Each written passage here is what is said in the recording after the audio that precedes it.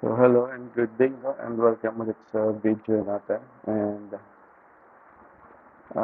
gagawin natin sa video dito is, ayan, maglalagay or ayusin natin yung ating scoring. No? So last time, is, although may pointing na tayo, may pointing system na dito, or score. Pero nakikita lang siya sa, ano, cell I, Migodo, which is ito, no? Ito yung mga score natin. So ang gusto natin mangyari dyan, mas malipat siya dito sa ating pinaka-laro.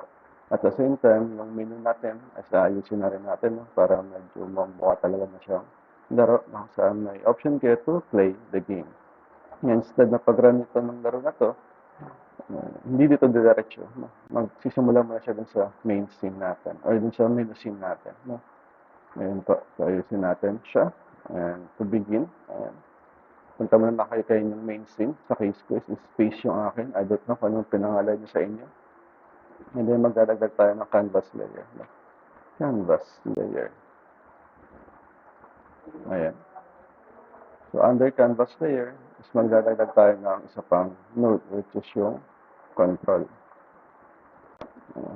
So yung control na yan, save natin siya as branch scene. Ayan. Save. And then save. Okay po. And then after that, punta natin yung control scene natin. So under dito, mas maglalagay tayo ng label. Maglalagay tayo ng node na mag-2D naman tayo. Ay, ayusin muna natin na pala ito. So, pwede siyang i-resize siya or i-fit in nyo siya sa inyong pinaka gaano kalaki yung games ninyo. Yung window ng game ninyo. Sa case ko is, ganito siya kalaki. Pero pagka click naman dito, pwedeng ito, full rec na lang kaagad. No? Para automatic, mag-click niya. Ayan. So, makakover na kaagad yung ano ninyo. Yung pinaka-window ng game ninyo. Then after that, maglalagay tayo ng label. So, label. Label. Under control. So, yung label na yan is pwede rin natin siyang i-arrange, no? Kung saan siya gusto mapunta. Dito natin basically ilalagay yung text natin na points. No? So, i-arrange natin siya. So, sa akin, is ilalagay ko siya sa pinakataas. So, para hindi siya masyadong makagambala sa laro natin. And then, pwede kayo maglagay dito ng text ninyo.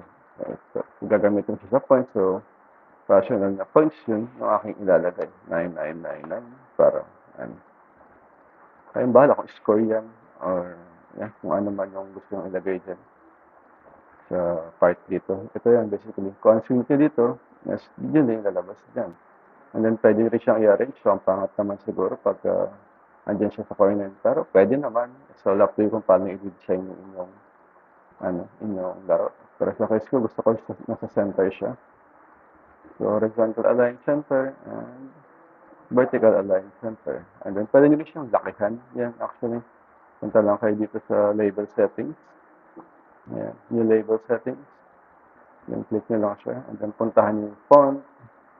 At ayan, pwede siyang lakihan. So, gagawin ko lang siyang 32. Ayan. Yan, pwede nang baguhin yung kulay kung gusto nyo. Sa case ko, hindi ko na siya babaguhin. I will leave it as the default na color, white. And then, after that, punta tayo kay control. So, maglalagay tayo ng script kay control. So, yeah, create. And then, burahin lang natin lahat ito. Lahat ng laman. Kasi mag-create tayo ng ating sariling variable. No? So, at on ready, bar score is equals to $sign. Wait lang. I-rename ko lang itong ating label. Yan, isang points. Then $sign points. Referring to dito sa ating label. No? And after that, maglalagay tayo ng set value. Kung ano man yung value na gusto mo ilagay sa kanya. Then, set value. Tutulog ulit. Yung tutulog, parang nare-represent yung curly brace, no? Sa mga normal na programming language. points dot text is equals to points plus str value. Ayan po. May error ba? Bakit may error?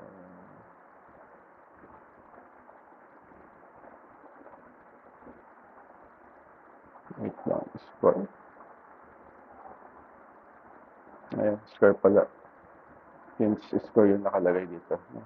Dapat parehas sila. So basically, ang gagawin lang sa line na to is i-modify niya yung nasa eto, no?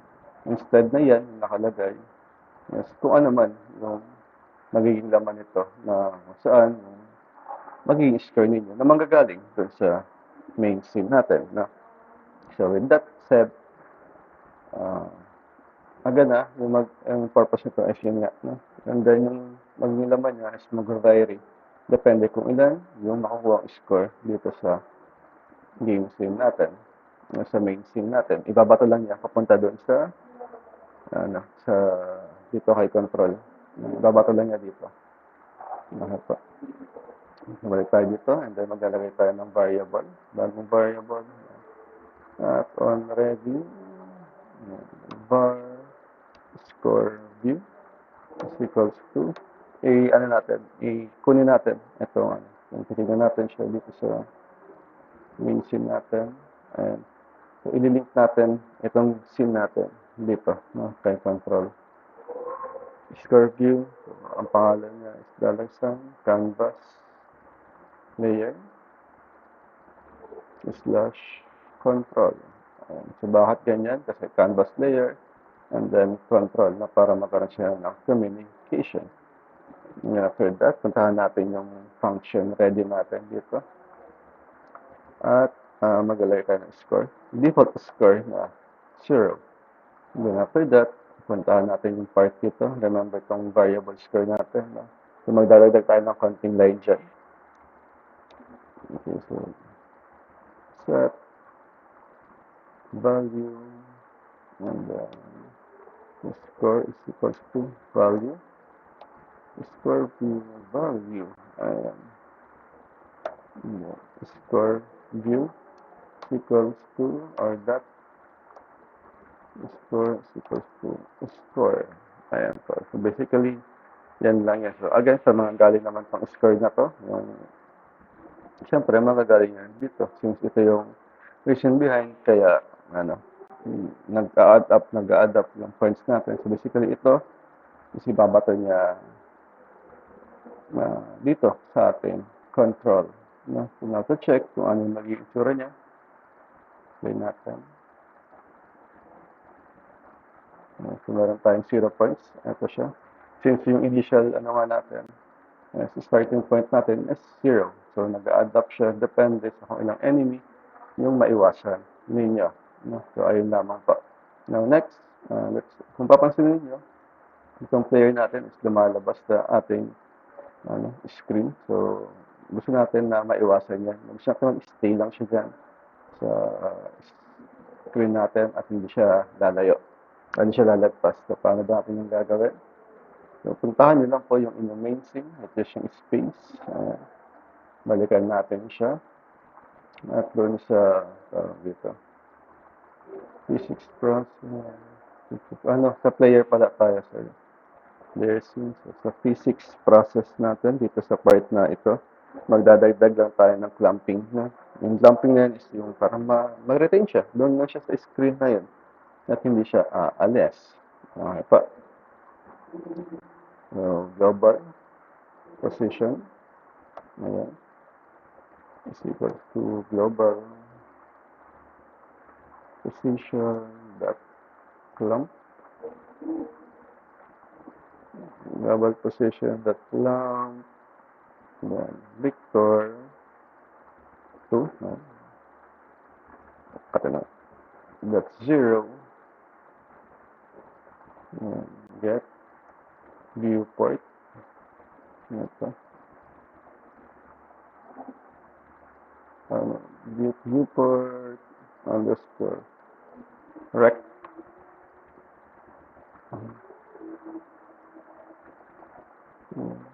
Super correct that signs. Ayan po.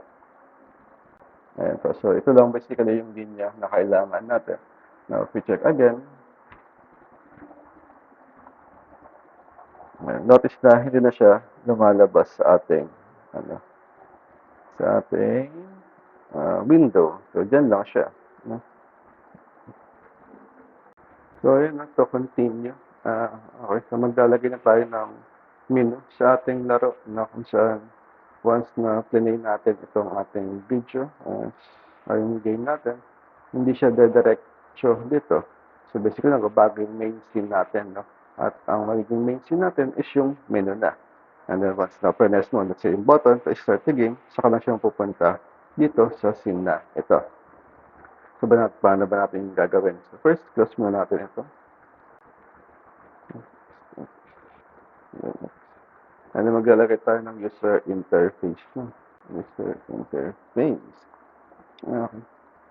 So, ang user interface is magdadagdag tayo ng punta natin yung 2D na pura na. Ito. So, magdadagdag lang tayo ng full rec. Full rec. And then, cover lang natin yung buong screen natin. Ay, yung buong window ng laro natin. Na, so, ayan. Yan, pwede yung baguhin ng kulay. Kung anong gusto nyo, parang trip ng kulay. So, sa case ko, ito na lang. No?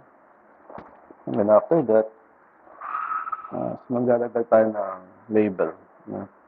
Yung label na yan, pagsusulatan lang natin siya, ng pangalan ng laro natin. And then, isa dito. And then, ayun siya, space game. And then, lalakihan ko lang siya. 32. Yung center ulit natin. Then next is maglalagay tayo ng button. So ito yung magiging trigger natin.